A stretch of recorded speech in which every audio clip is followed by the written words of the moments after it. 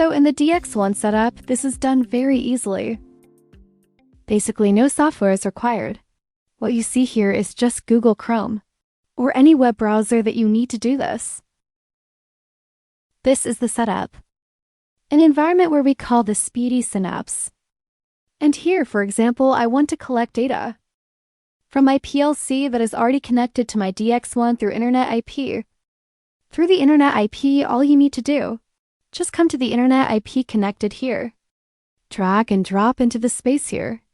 Configure the device, just give it a name. For example, PLC1. And key in the IP address of the PLC.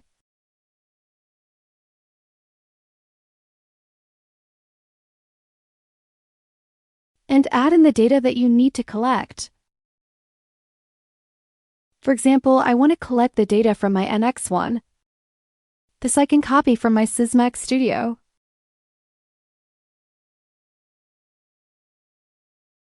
And paste here. And do the same setting that you have in your Sysmac Studio. And all you need is save. So once that is done, just click play and the data collection has started. So how do I know the data collection has started? Just click onto the output here. It's just like a flowchart. So this data is being read into the DX1. And if you are connecting this into other area, for example, a non-OMRON PLC, or you want to connect to other devices, like Modbus, all these can be done through just one device. The great feature about DX1 is its seamless third-party integration. It's not only limited to just our ecosystem.